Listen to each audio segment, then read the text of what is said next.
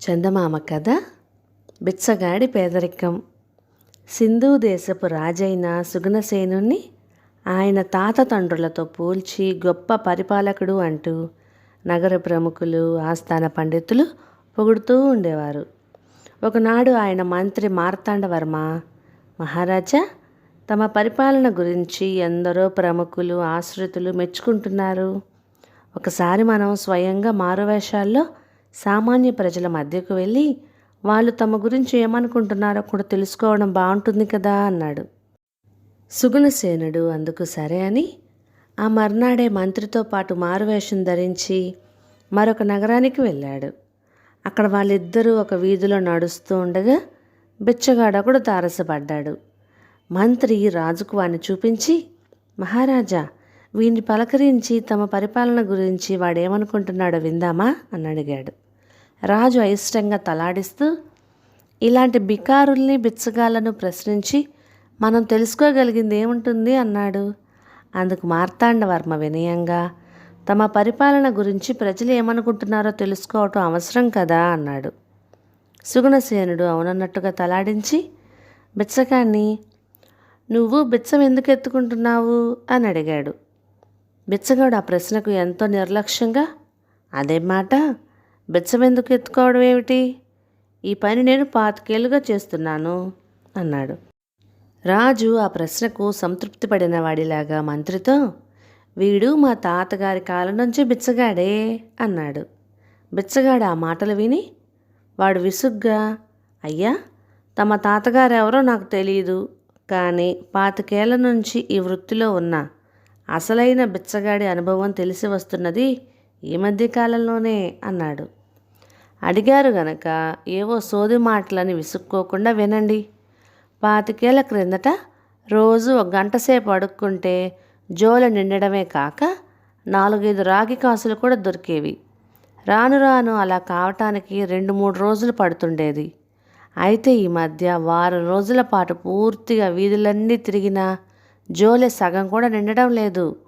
అంతేకాక ఎవ్వరూ ఎర్రని ఏగాని విసిరిన పాపాన పోవటం లేదు అని బిచ్చగాడు తన దారి తాను వెళ్ళిపోయాడు.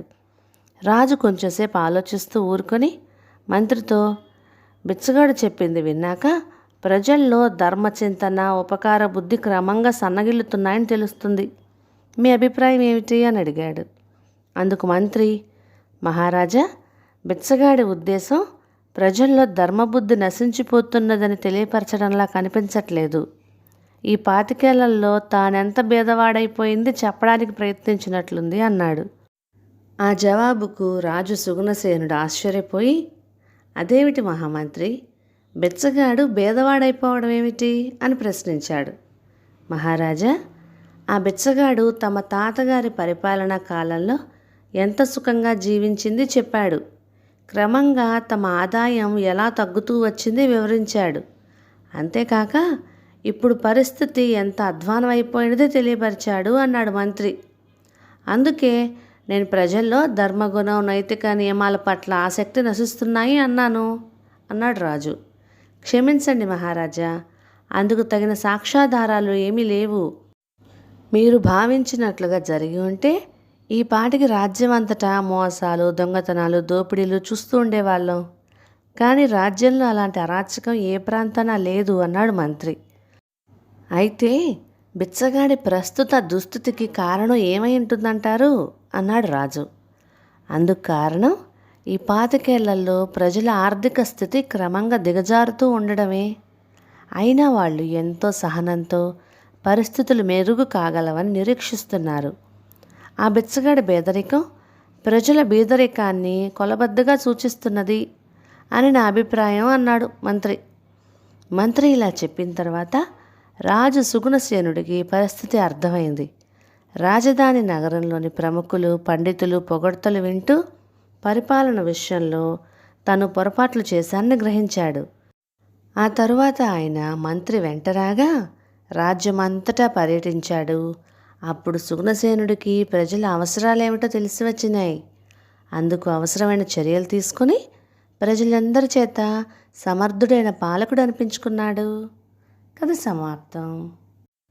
కొత్త అనుభవం.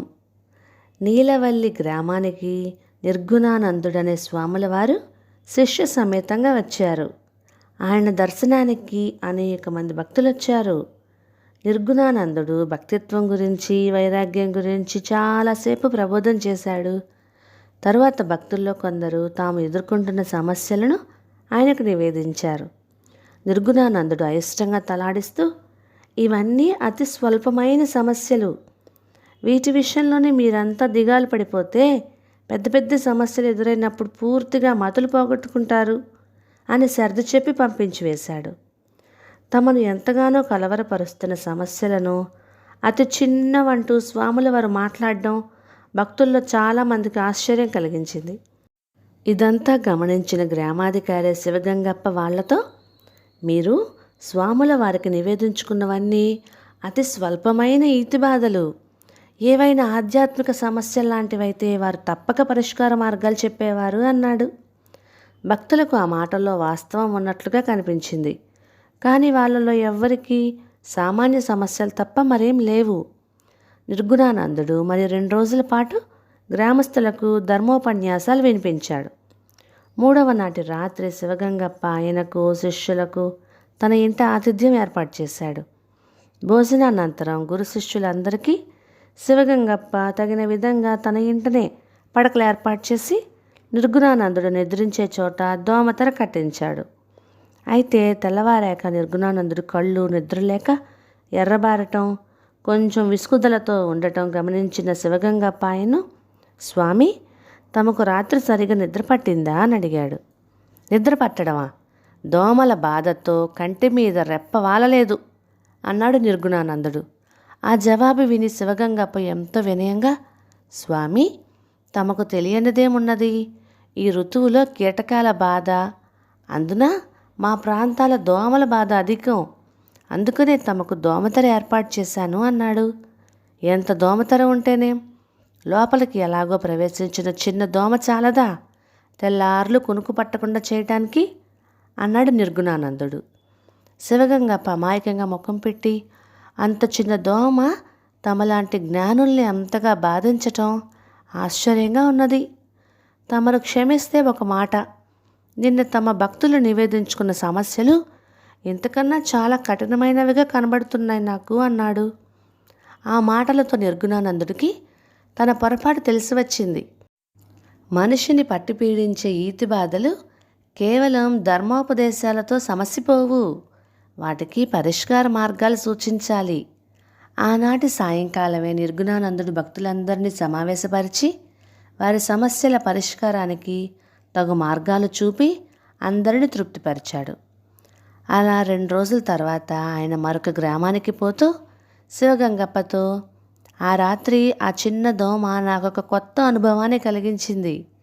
లోకంలో మనిషి తానున్న స్థాయికి అనుగుణంగా అతడి సమస్యల రూపం మారుతూ ఉంటుంది, అంతేగాని సమస్యల్లో పెద్ద చిన్న అంటూ ఉండవు అని అతన్ని ఆశీర్వదించాడు.